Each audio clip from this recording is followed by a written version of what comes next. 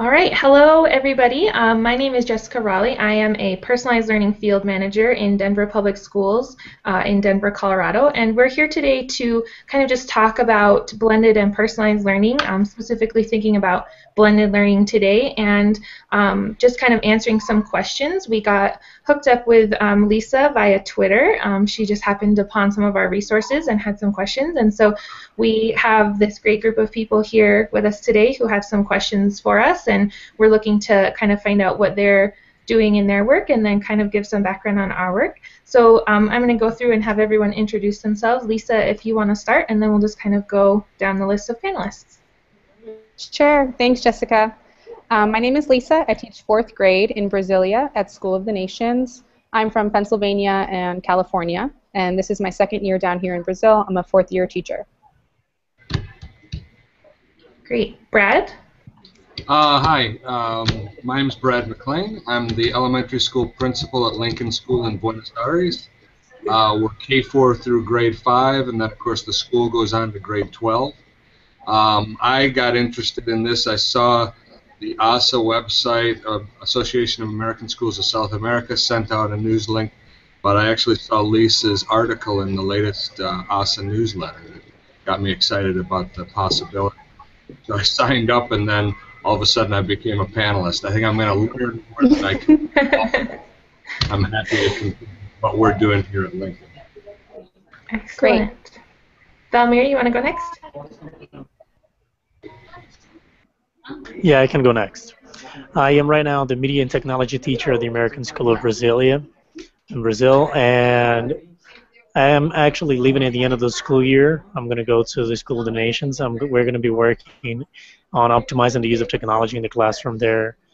And I'm going to be pretty much the educational technology supervisor and coaching teachers, working with students pretty much to try to make our students a little bit more independent in the learning process and make them more inquisitive and just try to make them a little bit more a bigger part of the learning process. Excellent. And Kevin? Yes, hi, I'm Kevin Croghan. I'm here in Denver, Colorado. I'm in Denver Public.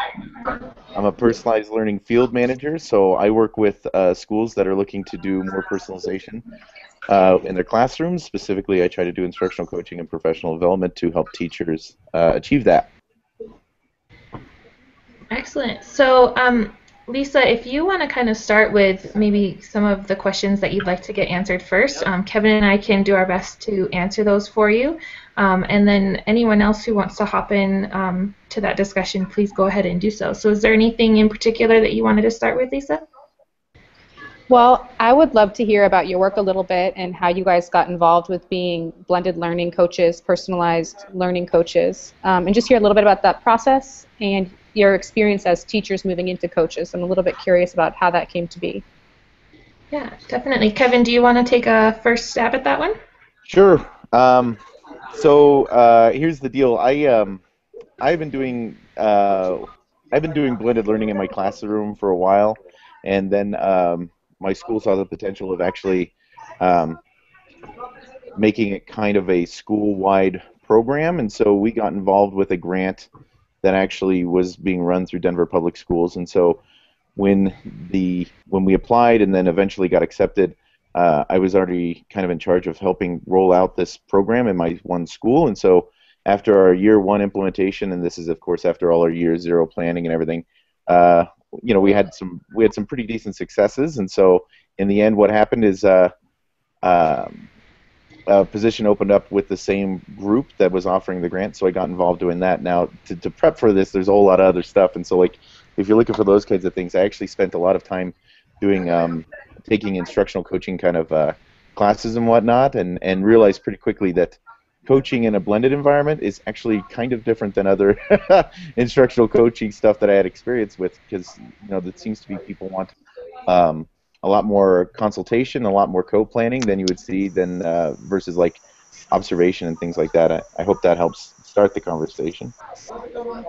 Yeah, and my experience is somewhat similar. I started as a classroom teacher. I was teaching 4th grade recently, and I was in a pilot classroom for blended learning through a grant funding opportunity that we had that came available to our school through Denver Public Schools. And so throughout the year I was doing blended learning with my kids. I had a one-to-one Chromebook classroom, and so through that work I just kind of got more and more interested in blended learning, and I kind of started to realize that really what I had been doing for the past 5 years in my classroom, various technology availability. Some classrooms I had no technology, some classrooms I had a cart that I could check out, or I had bring your own device, or even one-to-one. And so I realized that really I was personalizing learning quite a bit already. I just didn't necessarily have a name on it yet. And so I was fortunate enough to be able to start working with Kevin and help bring blended learning to other schools around our district, then also kind of thinking about what are the ways that blended learning can lead to personalized learning for students as well. So. Well, that's great. So you guys have a couple of years experience in doing this, somewhere around 2 or 3 years that you've been doing this with schools. Is that correct? Well, I can, through the program, the program in our district has only been around for 2 years. The work I was doing with my school would say that I've been doing this for about, like 3 years, I could say, but again, it wasn't until about 4 years ago that I actually figured out that this was, that blended learning was a thing. Before, I just thought I was doing cool things with tech. Yeah, and well, I would say that's probably. Oh, go ahead.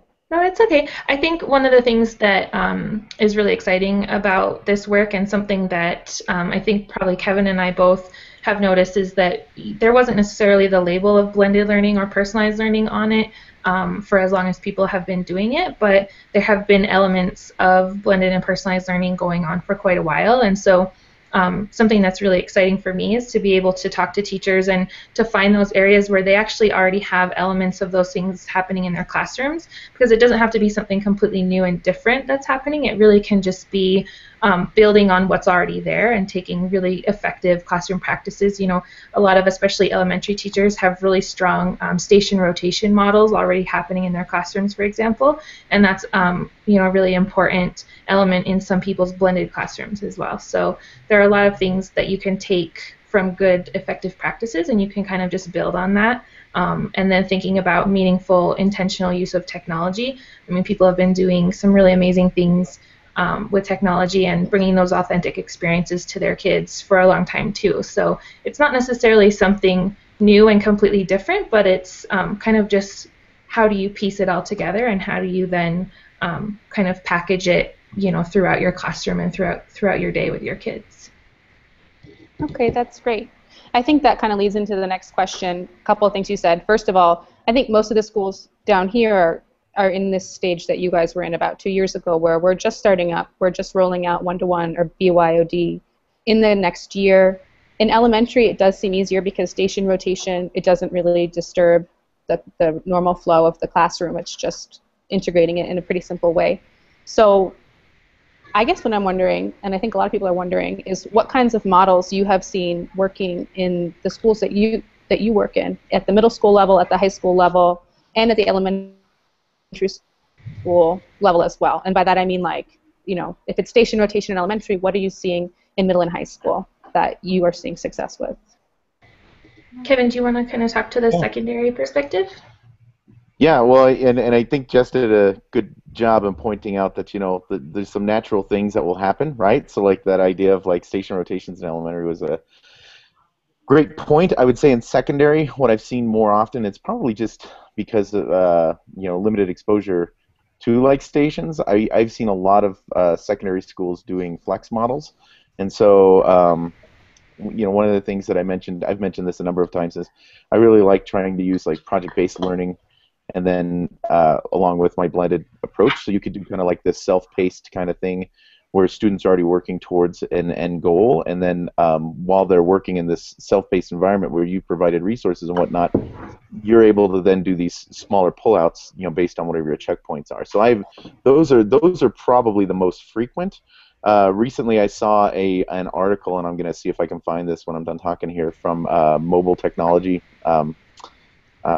that website, and they talked about the 4 most common models, and so I'm going to try to blip that out there into the into the universe here in just a second. But really, that's the direction it goes. I don't see a ton of stations. I do have a few people in the secondary classrooms that are doing it, but it usually ends out looking like, one or two different stations. Or I'm sorry, two or three different stations, and then they're still trying to navigate that pull-out group. So it really does feel much more like a flex. I also have seen there's a guy who does a really great job here in DPS, who's working with kind of more of a flipped model, but his is still geared towards flipping the classroom with the intention that if a student was gone or something like that, the resources are all there for the next day. Yeah, I think that something that I've been thinking about a lot lately is that while there are a lot of really solid models out there for blended learning, you don't necessarily need to adopt just one for your classroom all the time either. You can kind of think about the task that the students are working on and what it is that they're doing. Like Kevin said, we see a lot of project-based learning as working really well with blended and personalized learning. And so, depending on what it is that students are trying to accomplish, sometimes they need independent work time. And so, if they all have access to a device and they all need to be on their device, then a lot of times the teacher will be walking around and conferencing maybe one-on-one with those students while they're all working. Or, if you have maybe only 6 computers in your classroom, that's also going to limit what you can do. And so it kind of depends, too, on what devices you have available. But you can really kind of make it work for your kids and for the technology that you have available. And sometimes, in my classroom, one day we might be doing station rotation model in math because that would give me the opportunity to do my small group lessons with my students. And then while we were doing the rotations, one of the rotations might be collaborative work, another rotation might be independent work, and then the third rotation was students with me. And so kind of taking a variety of things that the kids can be doing at the same time.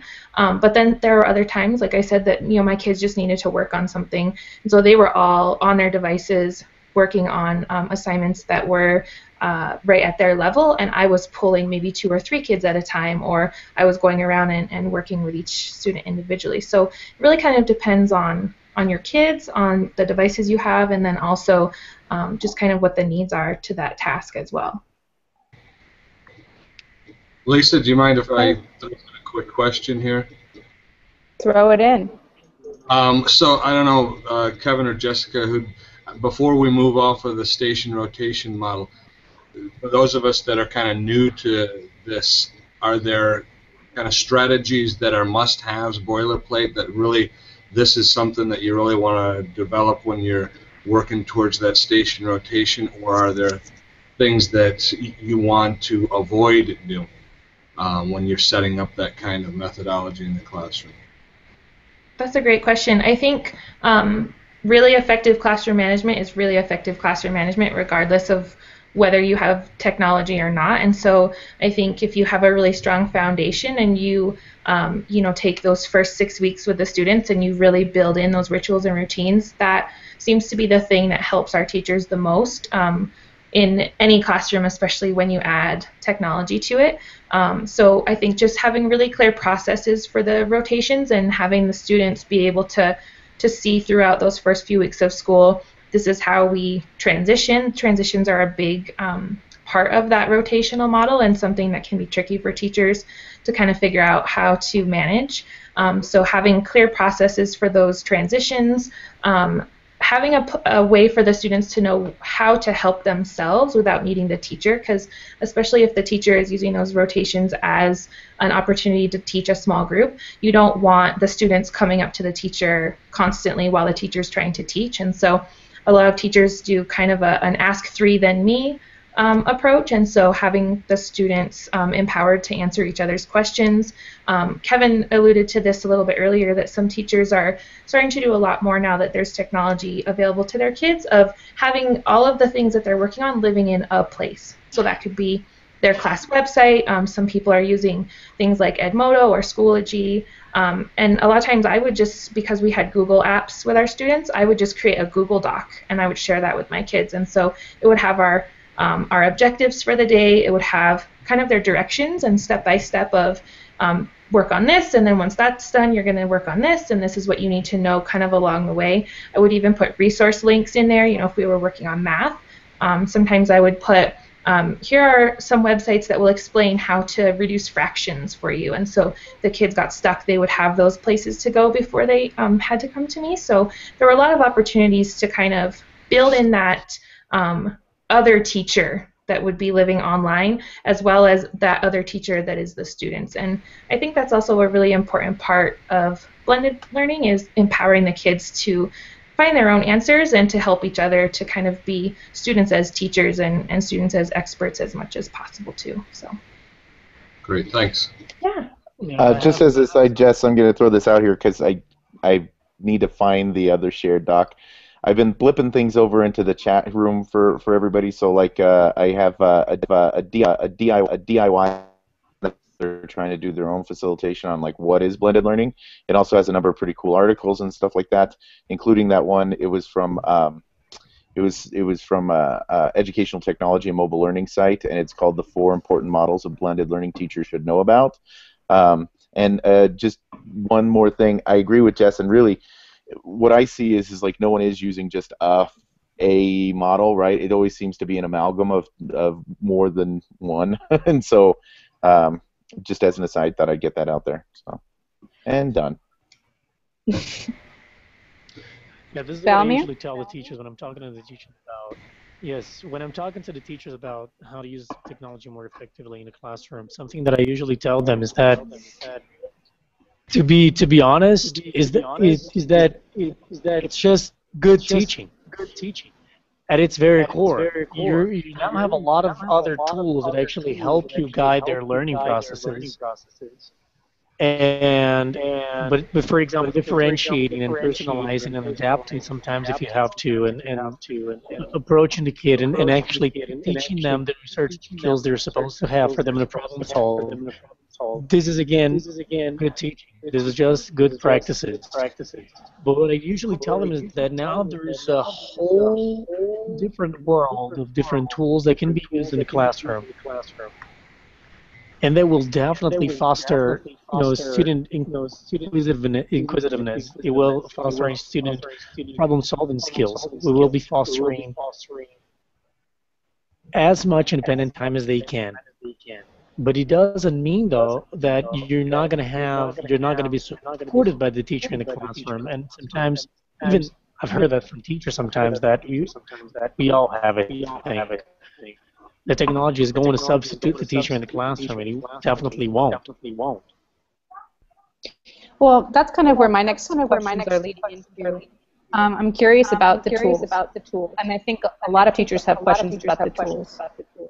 So I'm wondering if you agree with what Valmir just said, or if you would say that at a certain point it goes beyond just good teaching practice, and there are things that are enhancing the classroom at such a new level that it goes beyond.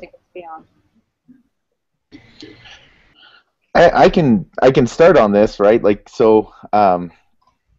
Actually, one of the things I was thinking about. Because I oftentimes do kind of say, well, come on, good teaching is good teaching, but sometimes even teachers don't always know exactly what that means, and so one of the things I think through when I was thinking about blended learning, yeah, right, right, because I guess if you ask 10 different teachers, you might get 10 different answers, but there's got to be a core thing that's going to be the same, I'm sure, and so one of the things that I think, as far as blending is concerned, and I don't know the best way to put this, but I'm going to say there's got to be that innate strive for the person to want to keep doing better and learning more, right? So this isn't a kind of put your feet up kind of thing. And so a lot of times I see things that are out there that are kind of packaged programs. They say this is the way to do it.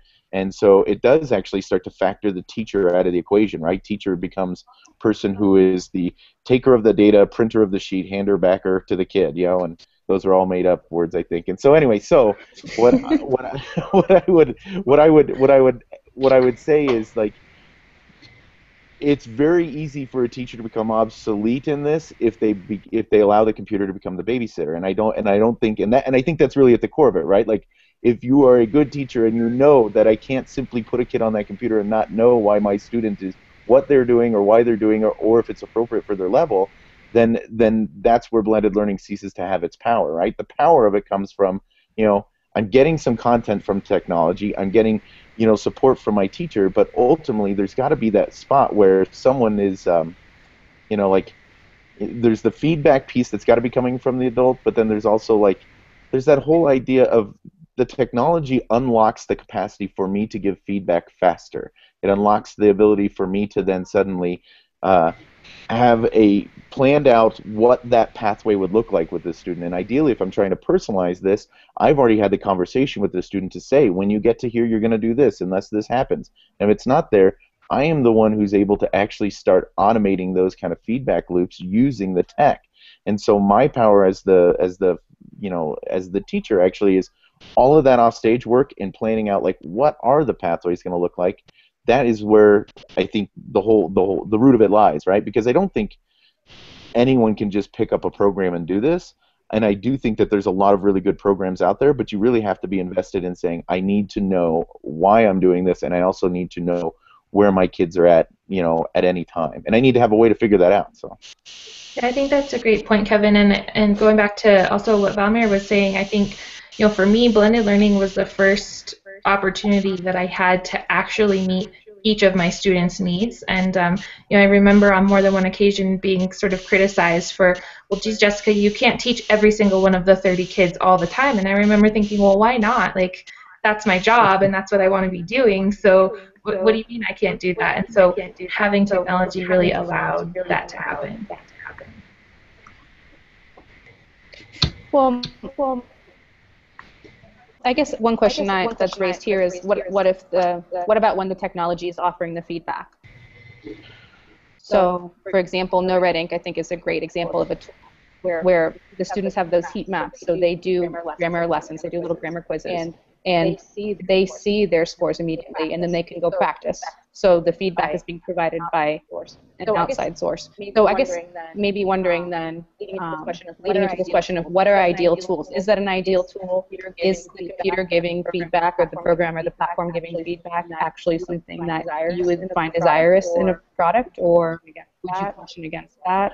I like programs that allow me to do customized feedback, right? Like, I like to script a lot of my own questions, and then based on the students' answers, I can actually tell where they're, I can predict if a student gets this answers, let's say, if a student answers C instead of B, then they probably are missing this thing.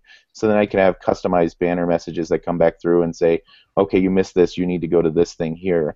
Part of the reason for this and why I like, if it can be customized, I think that's probably fine, right? I have no problem with the computer saying, congratulations, you passed, or congratulations, you have a new opportunity to try. Like, I have no problem with those kinds of things, but I like the idea that, my students always felt better when it was me talking back to them, even in the digital space, right? So that idea that if I automatically route them to Khan Academy, they may not always appreciate that. Like, how does Croghan actually know that this is the thing I needed, right? And so, like, that's kind of the way I look at it. I'm not going to disparage a lot of those other softwares. I do think a lot of them do a great job as supports, but a lot of my investment usually was going into content creation tools for the students. So I was doing a lot of the lifts and whatnot, like building it into my learning management system for the the content creation or the assessments or the feedback.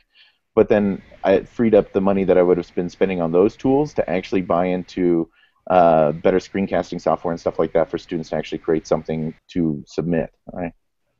And that I should also say, I'm sorry, Jess. I just finished this last thing. I should also say I also taught social studies, and I spent most of my time working on literacy stuff. And to date, there isn't a lot of really good programs that help with giving feedback on more subjective content.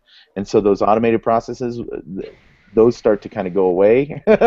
And so that's why I oftentimes needed them to be able to progress forward in a learning path that necessarily wasn't based around each time an assessment. It might be under whether or not they actually needed this content versus that content. And I was relying much more heavily on pulling kids up for conferencing.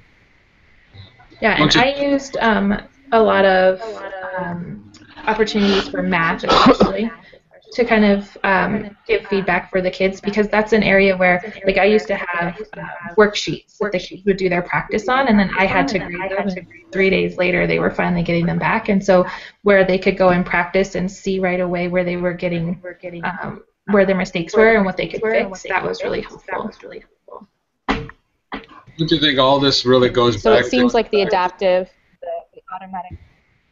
Sorry, go ahead. I was just going to kind of comment, it kind of links back to what Valmir was saying as far as, you know, good teaching is good teaching, but it takes that paradigm shift from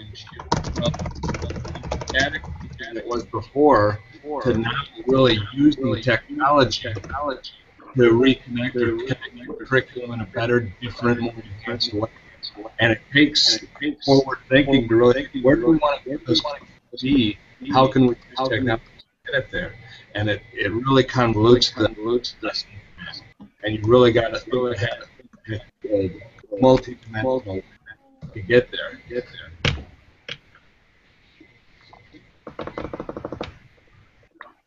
Yeah. I agree with you. My comment was going to be, I'm sorry, I forgot. Give me a minute. Somebody else have it. It's hot. It's the end of the day. Things are flying out of my brain.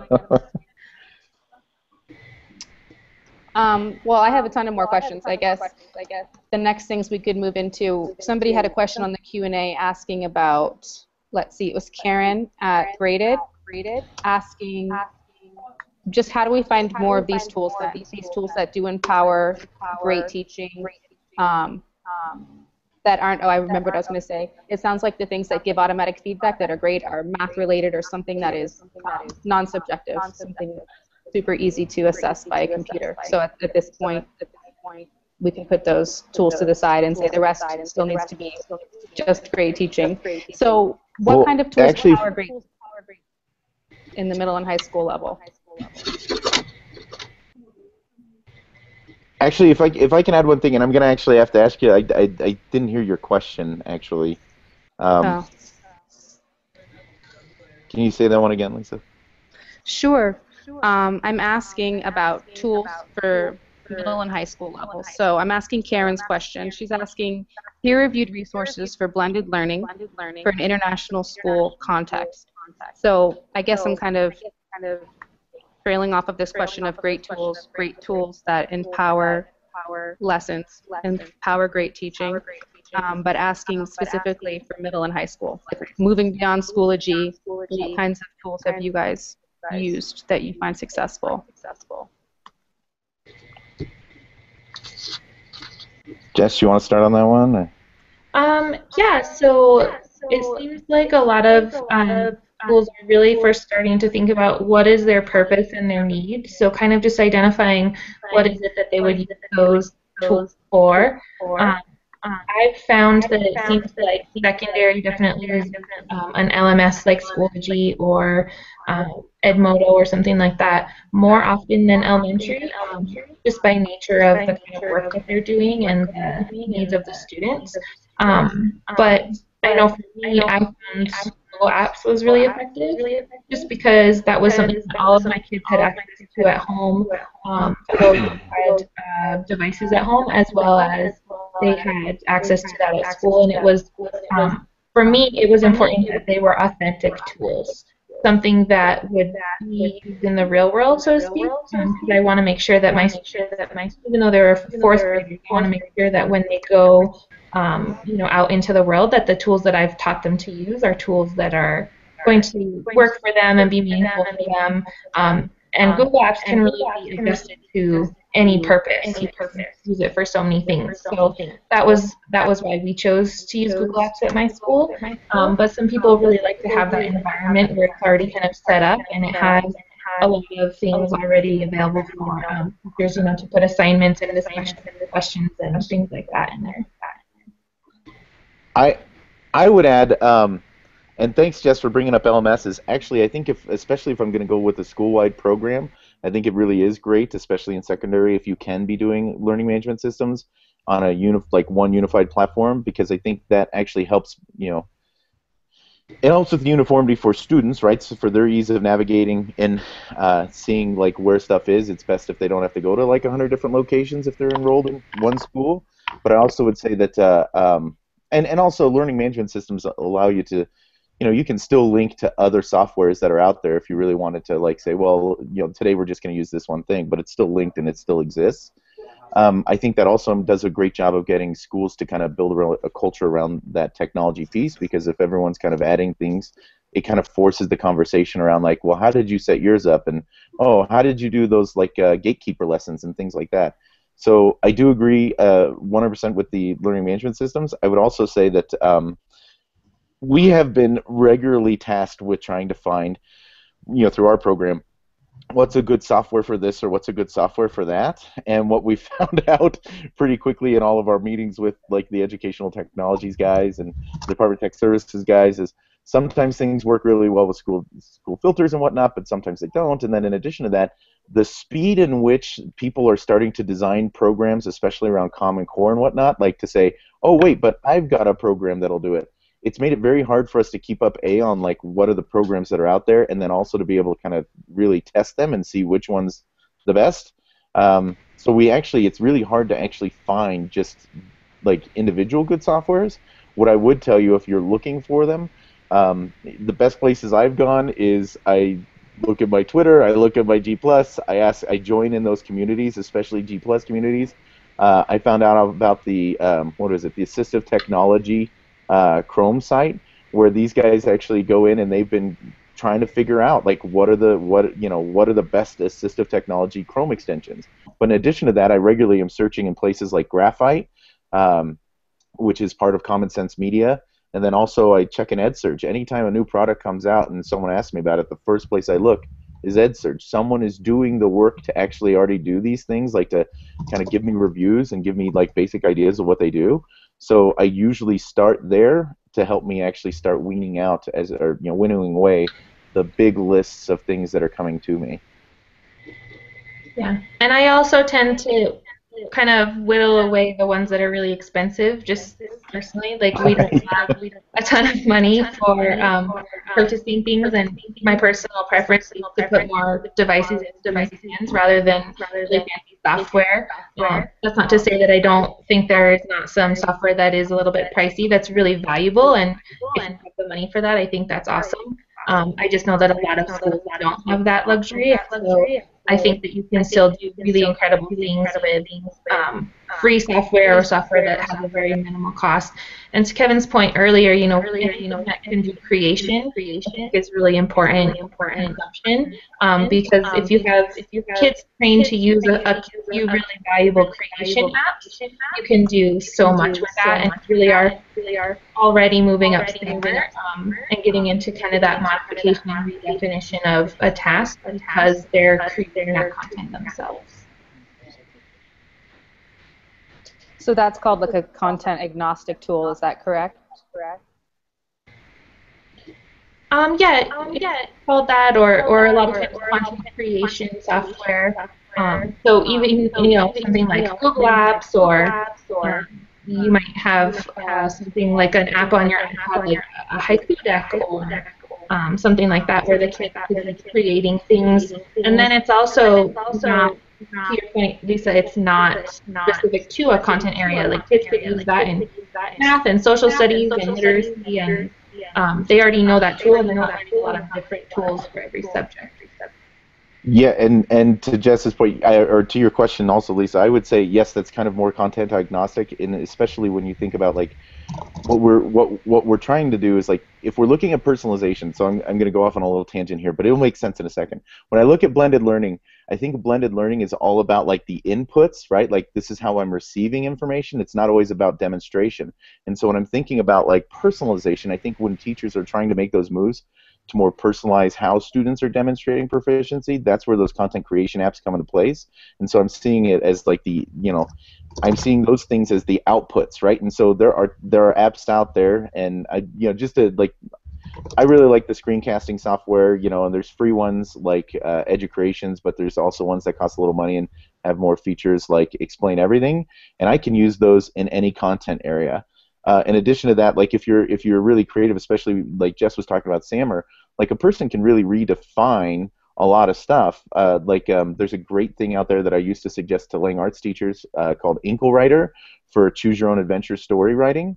And when I started thinking about it, I could actually start crafting my lesson plans using Inkle Writer if I wanted to, right? Like, it doesn't always have to serve the purpose it was originally generated for. The other great example that I use, in Jess, I'm glad you brought up Google Docs, because I think we're pretty much Google Docs or Google Apps for Education, evangelists.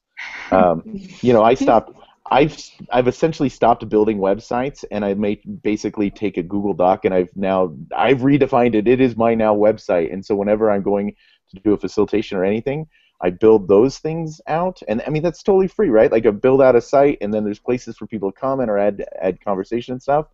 But in the end, what it is it's taking the role of those static websites I used to have, and it's making them interactive. It's making them a resource for people to use later on. And the best part is that I always save an original copy, so if I need to do a facilitation like that again, I can always do it. And so I really like investing the time in anything that I think will have that kind of purpose, where I could use it to create something to show kiddos, or they could use it to create something to show me. Yeah, I've seen your Google Docs. I've seen your Google Docs that you've been creating for these roundtables, and they're really impressive. They're shockingly impressive. So that's great to hear. So I guess that's it's a personal Jess search. Me. Yeah. Oh, thank you. Sorry, Jess. So it's a personal search. It's a school search to find the right tools for you. Most likely, it's going to start on an what is it called? An SMS, social. Learning Medium? Oh. No. For Schoology or Edmodo. What's the acronym for that? Learning Management System? LMS? LMS. Those are considered LMSs? Well, definitely Schoology. I guess I never really thought about it. Edmodo technically is, I guess, because you can still grade and all that other stuff out of there. So. Okay.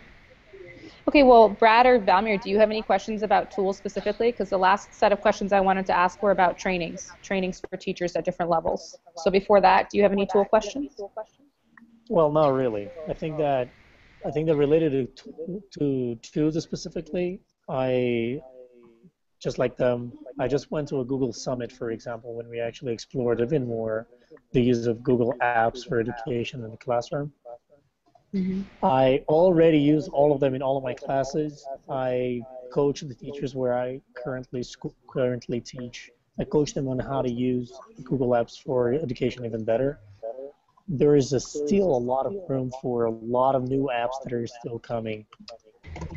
For example, I was just presenting to some other teachers the other day that they can actually they can record voice notes on written documents instead of actually writing the comment, and it was going to end up being a little too big, but they wanted to give examples by talking. And I think that different from Moodle and Edmodo, for example, I think that using Google Apps for Education gives you already a very big array of tools to use, and it gives you a lot of possibilities actually of creation, of adapting, of personalizing. And in terms of tools, I think it's extremely. Sometimes it can be extremely. There's a very between what defines successful and effective tool and just another tool. It really depends on the way you teach. It really depends on your students. It really depends on what you're teaching. And those are the things that are actually going to define what tools you're expected to use, how you're expected to use that tool, how can you use that tool in order to achieve a specific objective. And like Kevin said, it is a humongous amount of tools that are being available every single day online for education, and it's extremely hard for just one person to keep up with them, but I usually try to go to those cross communities as well for me to keep up to date with whatever is coming out, and as well as a lot of other forums that I actually am part of. And all of these things, they're already going to give you access to a lot of different tools, and only by actually trying them out and actually seeing what they're all about is when by mixing your technological background and your teaching background is when you actually understand this is when a tool, or that's the limit of that tool, or maybe I need to find another thing that could complement this specific tool. So the tool thing, I think it's extremely related to the content area you're going to be teaching. That's true. Is there an echo, or is it just me? There's an echo. I'm sorry. Yeah, I've been hearing an echo. I can't really It's hear been- myself. Oh, I have not been hearing it. So We're all. if There's no if the way. person who if a person I've been can't hear hearing it, it's probably them, right? I have not heard it, guys. I'm sorry. I don't know. I just figured it was the South America internet that we have going on. I have a question, but I think it's unanswerable. I think, like Kevin said, Valmir, there's so many transitions of what's going on. I'd love to find a learning that could span kinder through grade 12, not only the needs of the kids, but the capabilities of the kids and the needs of the parents. So I don't really think there's, we use Google Apps, Moto, there's no one system fits all. Am I wrong?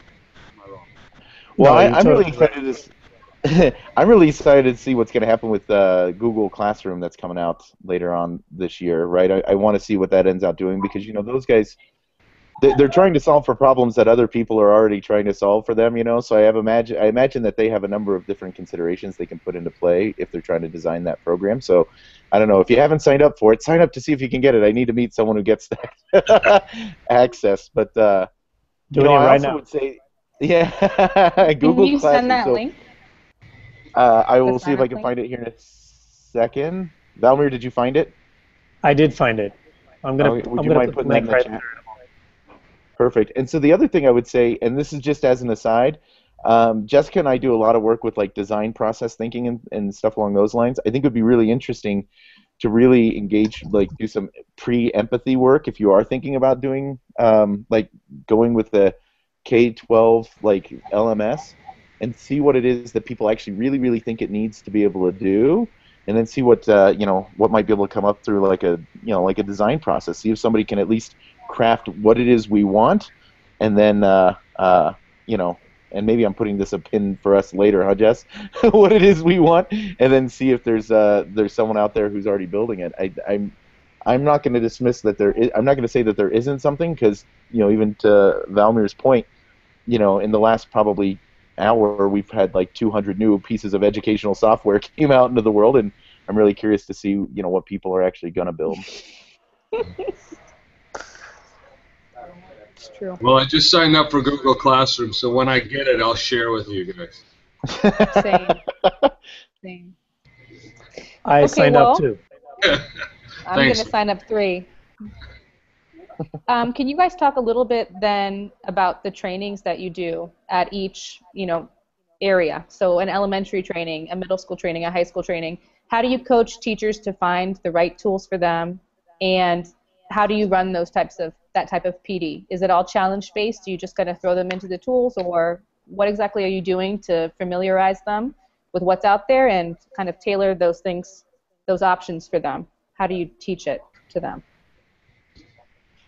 Well, Jess, did we lose you? No, I'm sort of still here.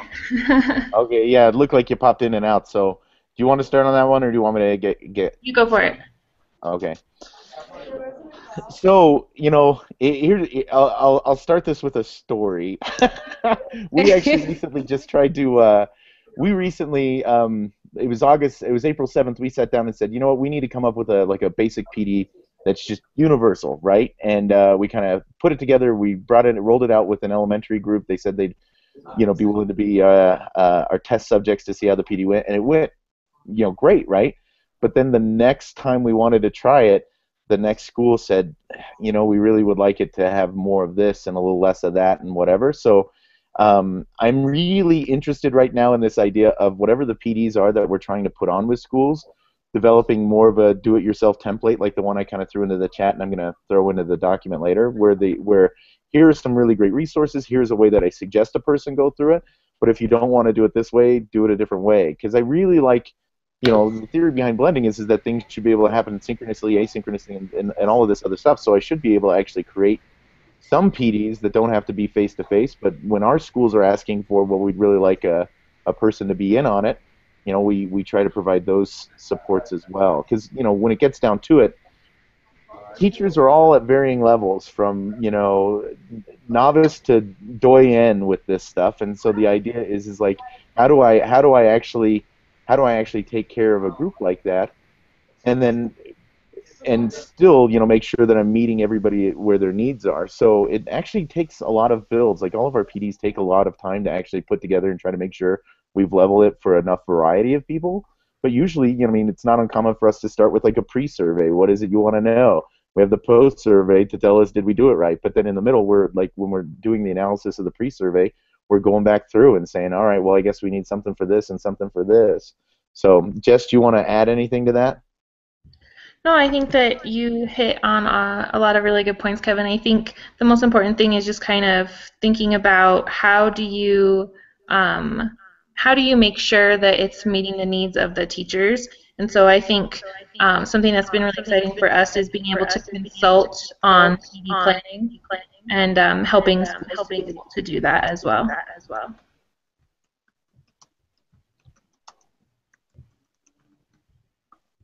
Oh, did I lose you guys? All right. Lisa, you're on silent. Yeah. Hey. I'm out. I understand. Oh, there we go. That's great. I can't tell you guys how great it is just to talk face to face. It just brings a new level of kind of comfort with the process of change to talk to people who are in the process of it, even if we're not necessarily solving all the big questions out there. It's really helpful to hear your stories. It's just helpful to hear your tone of voice and to hear you talking. So I really appreciate it. Thank you. Can I just make a comment on what Kevin was just saying? One of the things that we've tried to do, and we, as he said, our teachers are all over the place as far as where their comfort level is with technology. But coming into PD, we've tried to do the flipped classroom model where we'll have some of the PD done in advance of the PD session, so that then we can differentiate the PD session. Yeah, and I think, Brad, that's really a great model to help teachers understand blended learning, is if you can start to blend the PD for them. That's hugely successful for a lot of our schools, because if the teachers start to feel that experience as a learner and they start to kind of see the benefits of it, then they see how they can bring that back to their classroom, and it's just, modeling all of that good practice for them so that they can then model it for their students. So anytime that you can do that is really helpful.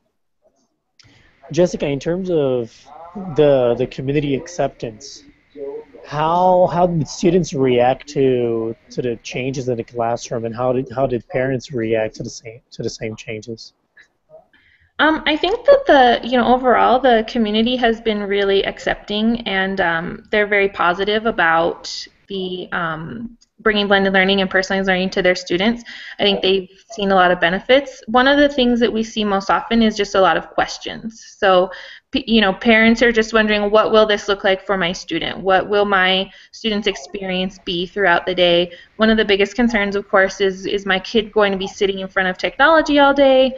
How will they be interacting with their peers? How will they be interacting with their teachers? And kind of what will that all look like for our students? So really, it's just a lot of questions, and one way that we try to help build buy-in from the community, from all of the stakeholders, as well as helping the parents to understand what it's going to look like, and helping the teachers and the staff understand, is that we usually try to start the whole process of bringing blended learning to a school with a visioning session.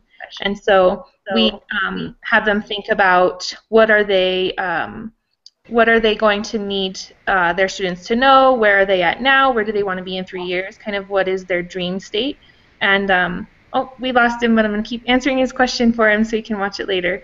And so we try to help them think about what is their vision for blended learning, and what is it that we need to kind of fill in those gaps between the now and the future state. And that really helps, because then everyone is kind of getting a definition of blended learning together as a community, and they're able to kind of help each other through that process. It's also been really helpful when we're able to go to parent nights. So we have some schools that ask us to come to back to school nights, or they'll have their parent association will hold an informational night, and so one of us will go and kind of just be available to answer questions and to talk to them about that. So anytime that you can just build that transparency and just open things up and make yourself available to answer questions for the community, that's been really helpful. Excellent. Yeah, that's what I thought, because actually we were thinking about actually creating some sessions similar to what we actually did to teachers as a PD. We were thinking about starting to do the same to parents, and actually asking parents to come to the school for a day and having a day with the parents as students for them to see what it feels like and to actually go through the process. And having the parents actually come in and talk to the teachers and understand why we're doing this and try to talk a little bit, actually involve them in the whole process. I just shared a little document with you guys, which are the essential conditions that were actually outlined by the National Society of Educational Technology. And the very first thing is exactly what you said, is about creating that vision, and creating that vision together with parents and teachers so that they actually for. And that's what I expected to hear from you, and it was really good to see that that's something that you guys did. And I believe that that's going to be a way to make it work here as well. Actually having parents involved in all the processes in terms of from creating the shared vision to experiencing what it feels like in the classroom.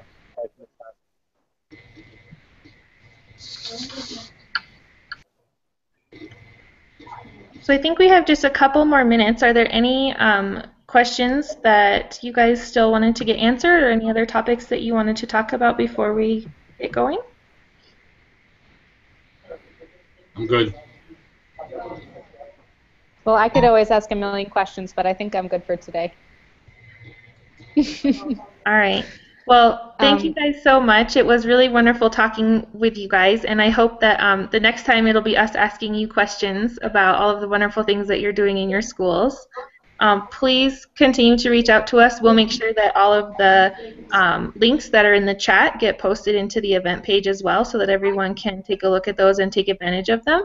And please, if you think of other resources or things that are valuable, go ahead and share those on the event page as well. And reach out to any of us. We're all part of this conversation now, and I hope that it will continue, and we can hear about all the great things that you guys are going to be doing in your school year next year too. I'll definitely be in touch. Thank you so much. Jessica, thanks, Kevin, Lisa.